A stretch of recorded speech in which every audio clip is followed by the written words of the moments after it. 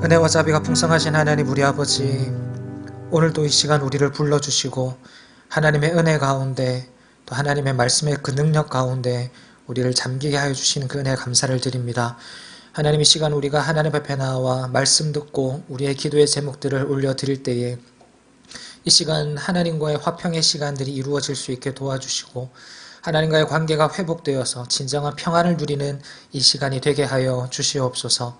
말씀이 우리의 삶을 사로잡는 귀한 능력의 시간들이 되게 하여 주시옵소서.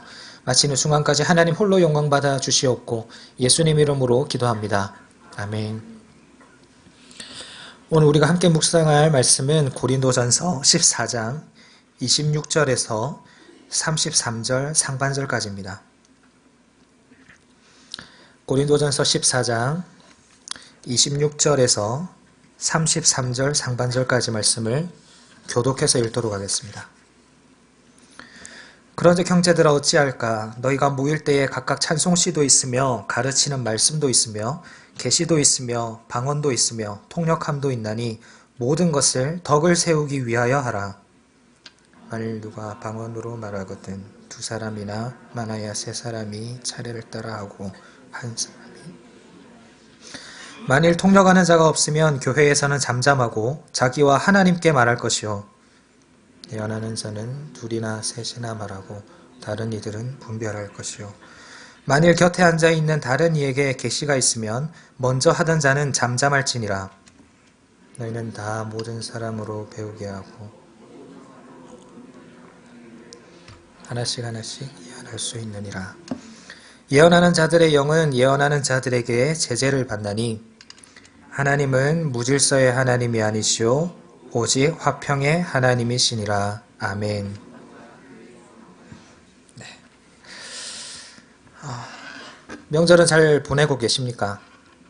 네, 어제가 음력설이었는데요. 우리 옆에 계신 분들 앞뒤 좌우로 인사했으면 좋겠습니다. 새해 복 많이 받으십시오. 네, 2월에 이런 인사하기가 조금 낯선데 그죠? 네, 감사합니다. 이렇게 명절 연휴 마지막 날에도 좀 더 쉬고 좀 더 놀고 싶은 그런 마음들이 있으실 것인데도 불구하고 하나님 앞에 나와서 말씀을 사모하는 우리의 심령 가운데 하나님께서 큰 은혜 주시기를 간절히 소망합니다. 제가 지금은 이제 더 이상 그러지는 않지만 재작년까지만 해도 고향에 내려갈 때 종종 차를 운전해서 내려갔었습니다. 고향이 부산인데요. 아직 젊어서 이제 심심치 않게 운전을 하면서 부산에 내려갔었습니다. 근데 이제 더 이상 그러진 않습니다. 가장 큰 이유가 도로에서 이 시간들을 너무 많이 소비하다 보니까 체력적으로 너무 힘든 거예요. 우리가 이제 명절이나 출퇴근할 때 제일 힘을 많이 뺏기는 것 중 하나가 이 차에서 많은 시간들을 보내는 겁니다. 차에서 너무 많은 시간들을 보내다 보면 이제 우리가 이 체력적으로나 정신적으로 참 많이 힘이 드는데요. 이 차가 갑자기 너무 많이 몰려가지고 도로가 이 차를 잘 소화하지 못하면 꼼짝없이 도로 위에서 오랜 시간을 보내야만 합니다. 그래서 아예 차에서 오래 있을 대비를 하시고 이제 고향으로 출발하시는 분들도 많이 계시는데요.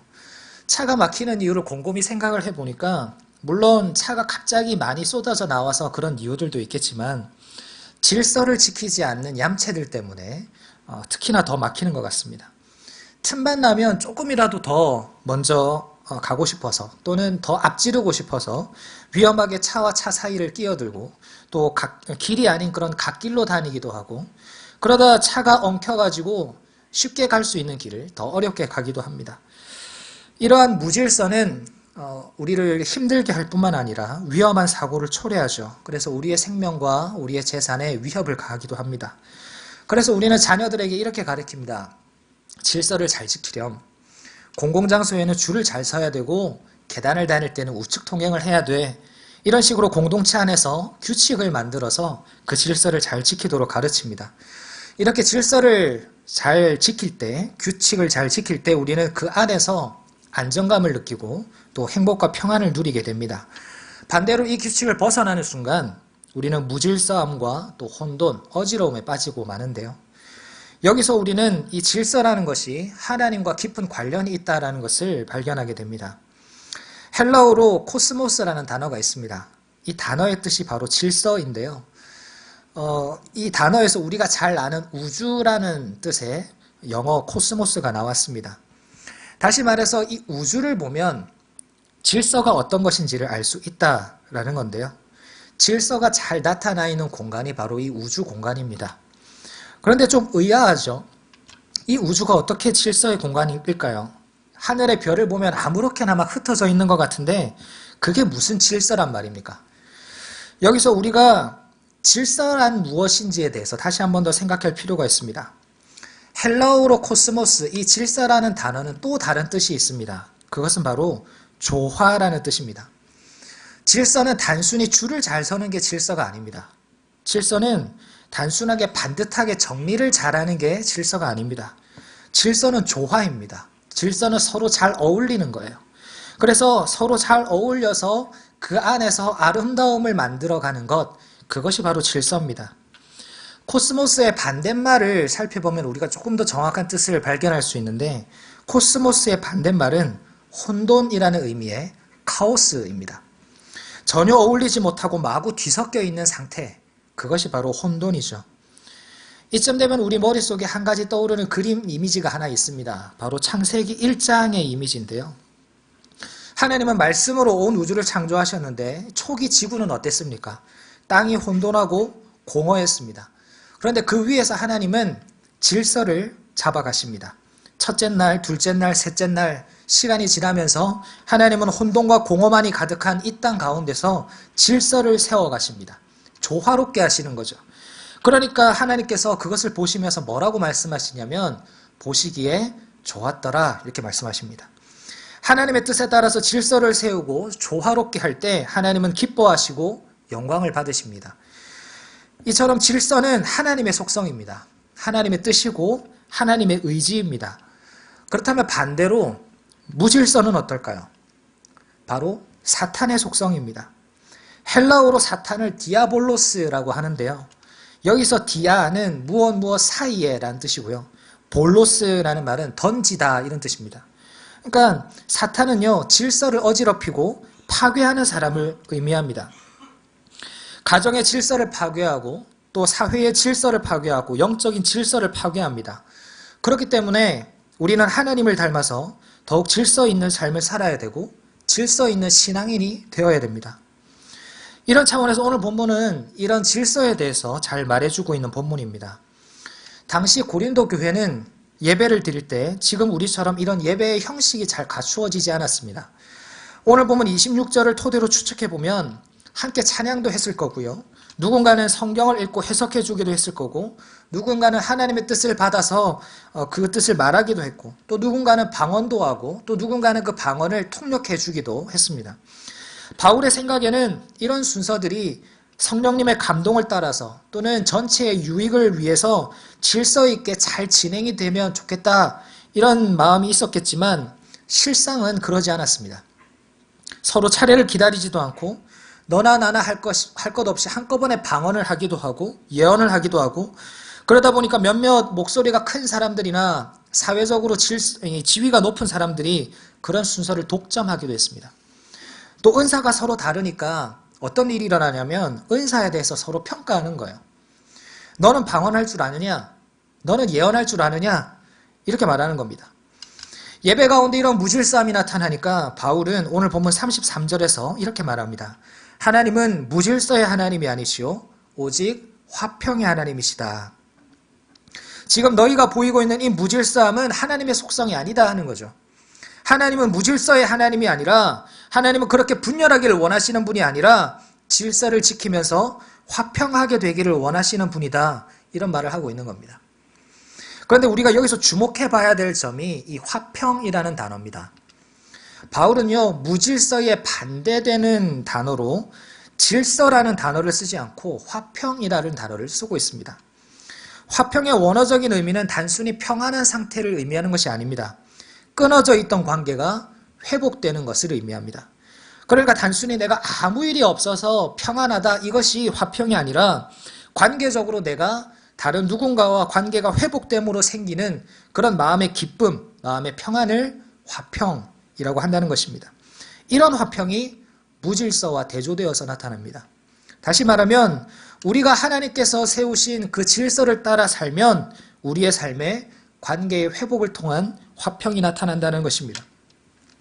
앞서 말씀드린 내용과 다시 한 번 더 정리를 해보면 우리가 하나님께서 정하신 그 뜻, 그 질서, 그 조화에 순응하면서 살 때 우리의 삶에는 다툼과 분쟁과 분열과 어지러움이 아닌 관계의 회복이 나타나게 되고 그로 말미암은 평안이 임하게 된다라는 겁니다.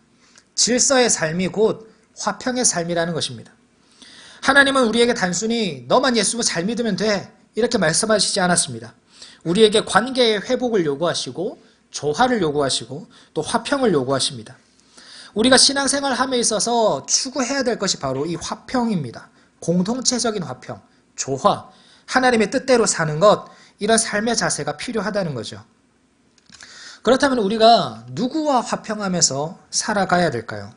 오늘 세 대상을 한번 살펴보고자 하는데요. 먼저 첫 번째는 하나님과 화평해야 합니다. 그런데 하나님과 화평하기 위해서 그 비결이 뭐냐면 한번 따라해 주시겠습니까? 육신에 속하지 말고 십자가를 붙들라. 우리가 먼저 하나님과 화평해야 되는데 그 비결이 바로 십자가를 붙드는 것입니다. 십자가를 살다라는 책에 보면 이런 이야기가 수록되어 있습니다. 아타나시우스라는 교부가 십자가를 묵상하다가 깜빡 잠이 들었답니다.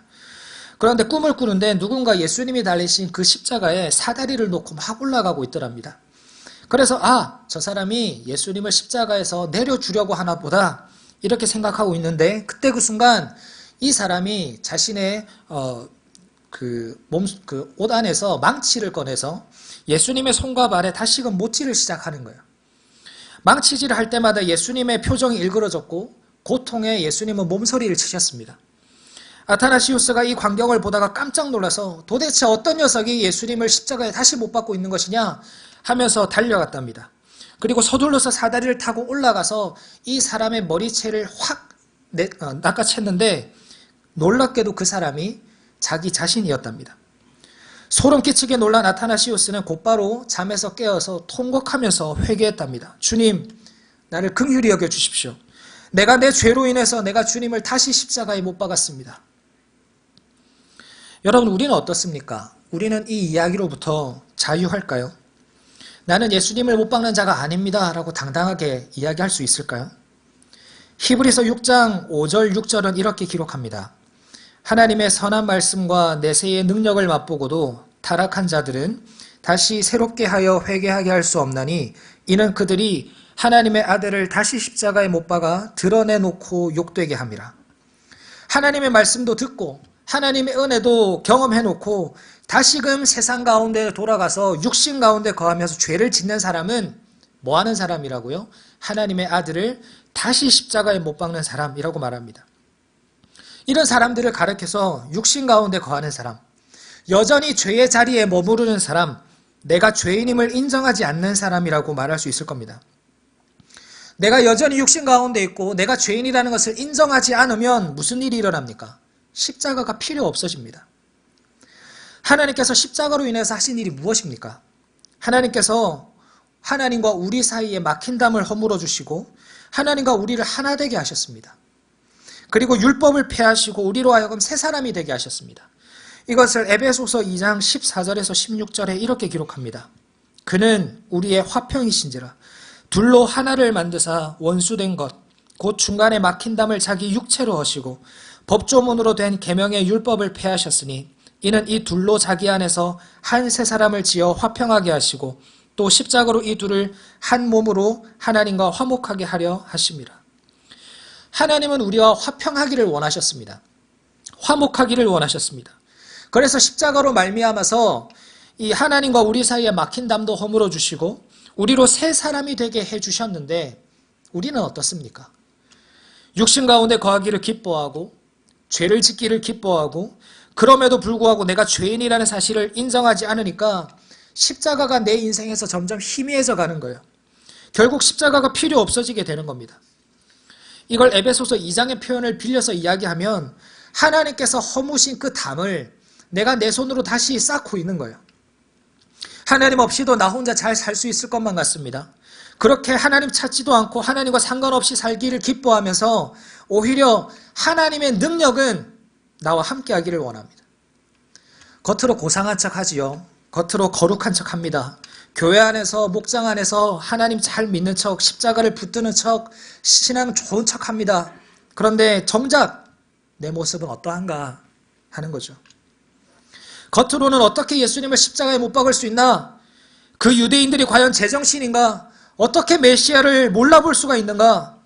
그러면서도 실제 우리의 삶 속에서는 우리가 예수님을 못 받고 있지는 않는가 하는 것입니다.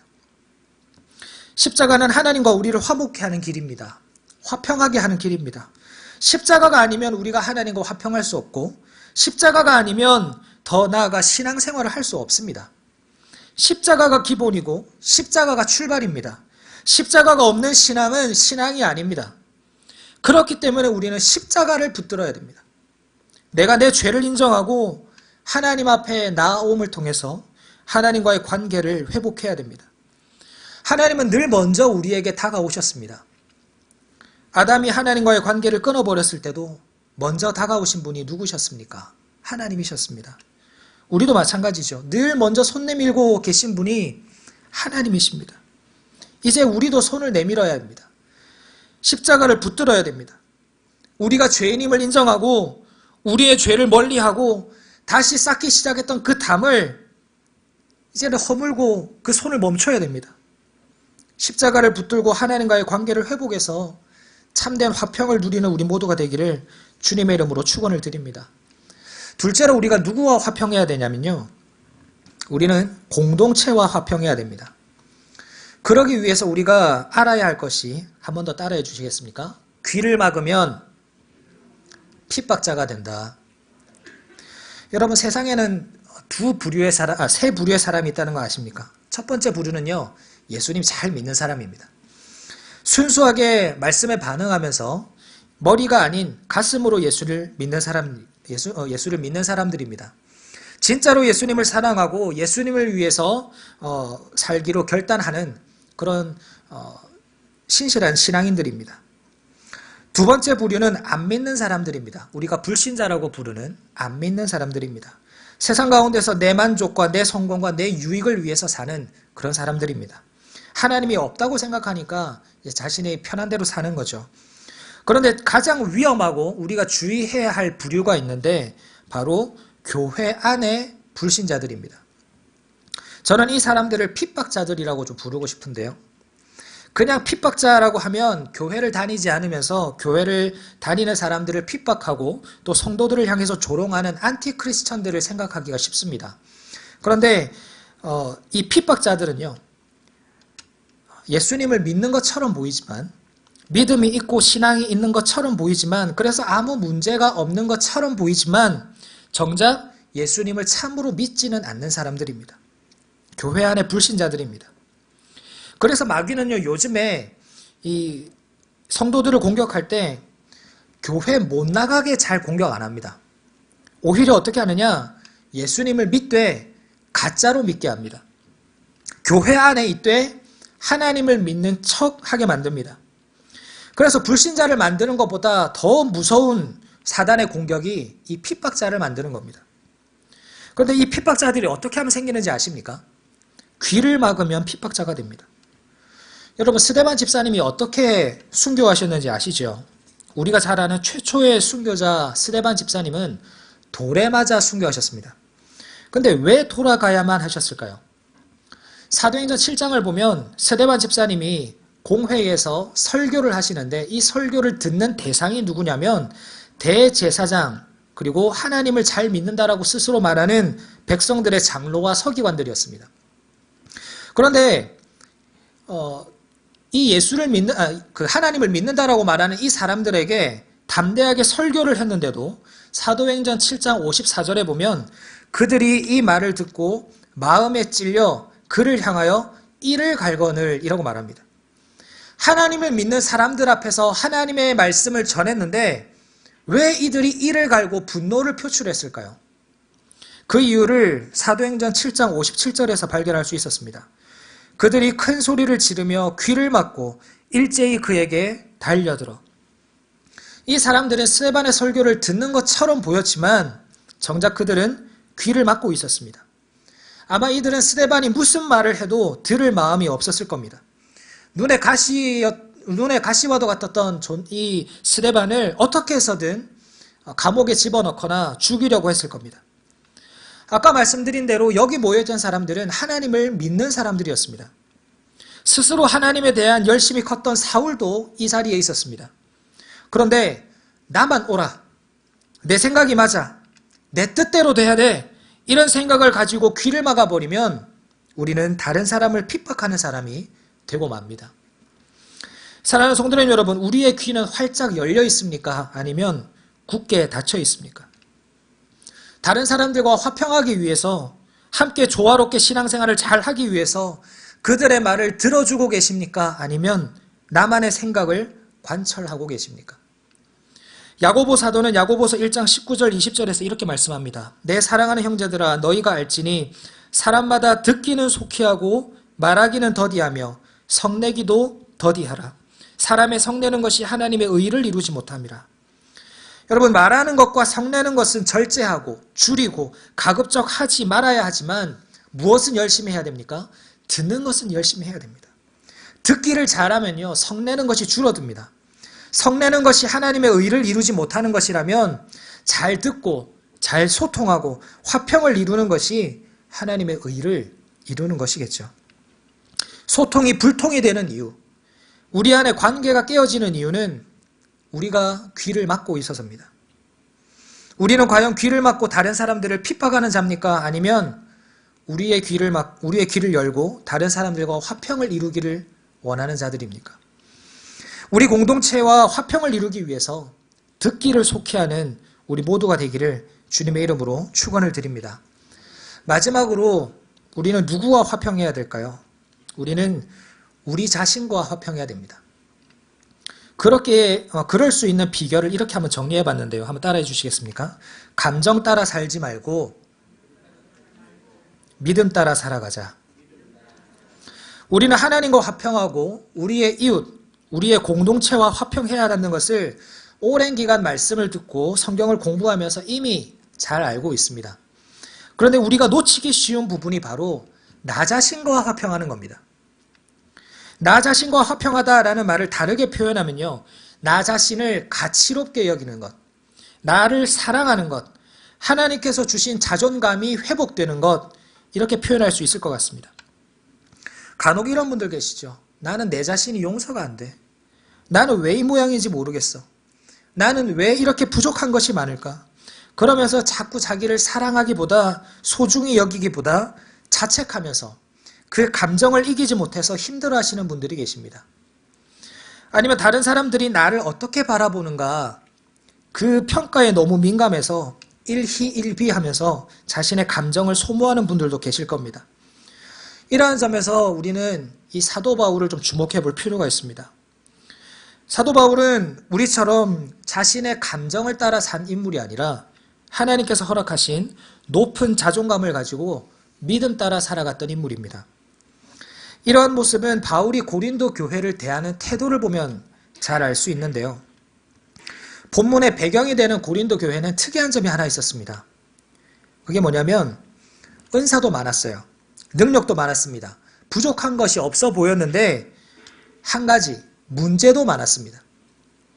교회가 재정적으로 어려운 것도 아니었습니다. 믿음이 없는 것도 아니었습니다. 그런데 온 교회가 팔을 나누어서 분열하고 성적으로 문제가 있고 성도 간에 서로 고소하고 우상을 숭배하고 은사 문제로 다투는 일들이 생겨납니다. 그런데 제가 한번 사도 바울의 입장에서 어떤 문제가 사도 바울에게 가장 크게 느껴졌을까 한번 생각해 봤습니다. 그런데 아마 제 생각에는 이 사도 바울은 온 교회가 서로 나뉘어져서 싸우는 문제가 제일 심각하게 다가오지 않았을까, 그렇게 생각해 봤습니다. 왜냐하면요, 고린도 교회는 바울이 세운 교회입니다. 그런데 고린도 교회 사람들이 바울에 대해서 뭐라고 평가하냐면요, 고린도 후서 10장 10절을 보면 그들의 말이, 고린도 교회 사람들 말입니다. 그의 편지들은, 바울의 편지들은 무게가 있고 힘이 있으나 그가 몸으로 대할 때는 약하고 그 말도 시원하지 않다 하니. 이게 무슨 말이냐면요. 고린도 교회 사람들이 바울의 편지를 읽으면 정말 마음에 감동도 있고 또 힘이 있고 능력이 있는데 실제로 설교를 들으면 영 볼품 없었다라는 겁니다. 고린도 교회 사람들이 보기에 바울은 글은 잘 쓰는데 말은 좀 약한, 설교는 좀 약한 그런 사람이라고 평가하는 거죠. 그런데 설상가상으로 무슨 일이 일어났냐면 바울이 떠나고 난 이후에 바울의 후임으로 누가 찾아왔냐면 아볼로라는 목회자가 부임을 하게 됩니다. 그런데 이 아볼로가요, 설교를 너무 잘해요.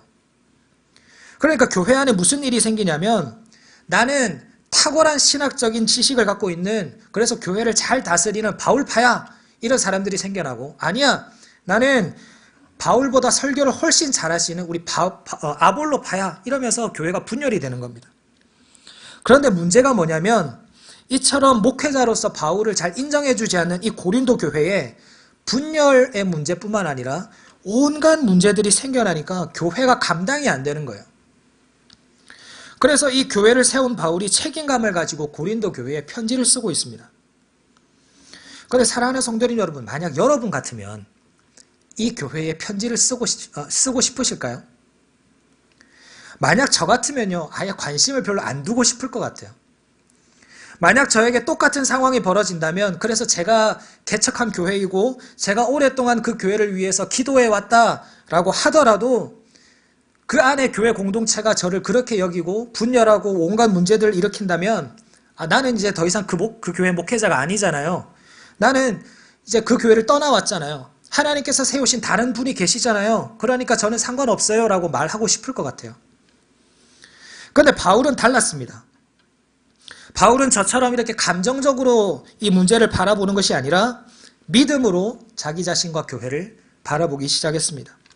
다른 사람들의 말로 인해서 속상한 그 감정 따라 살아가는 것이 아니라 자신의 믿음이 이끄는 대로 행동하기 시작합니다.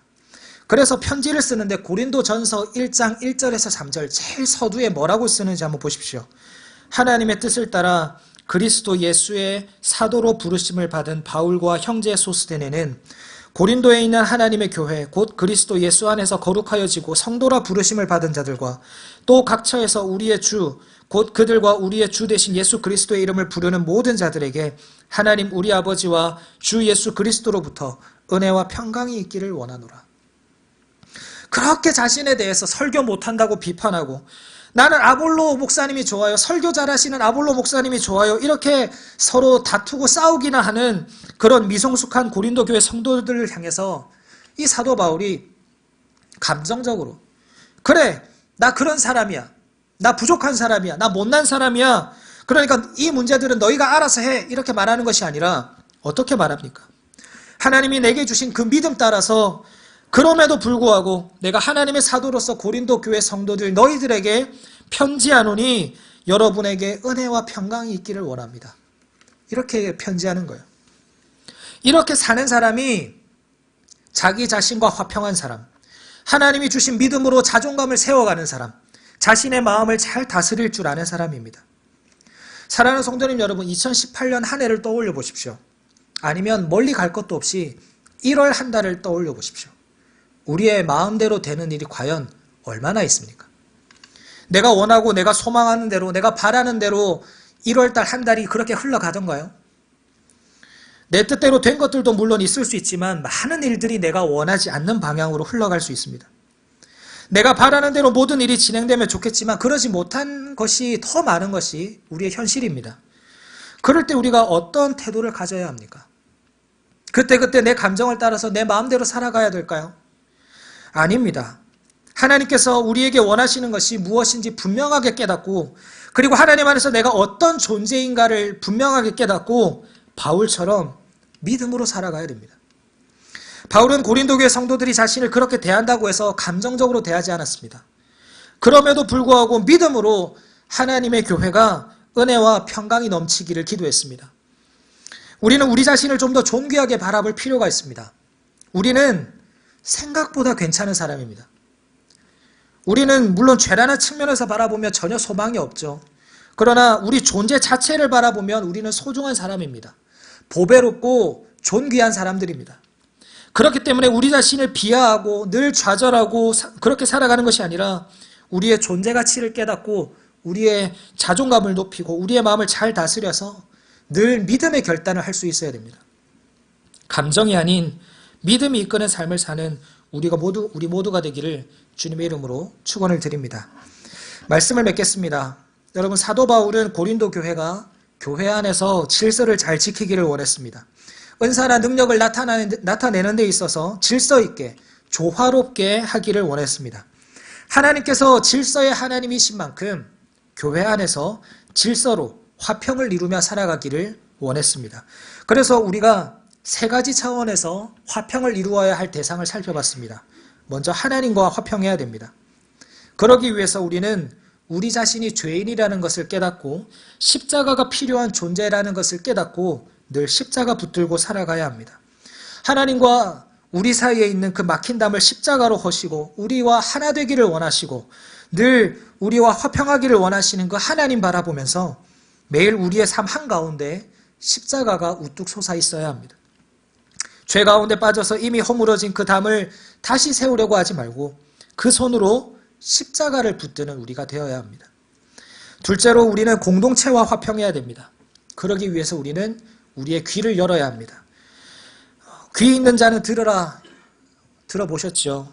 이것은 하나님의 말씀을 잘 들으라. 하나님께서 우리에게 무엇을 말씀하시고자 하는가 잘 들으라. 이런 의미도 있지만 과연 내 주변에 있는 다른 사람들의 말은 얼마나 우리가 잘 듣고 있습니까?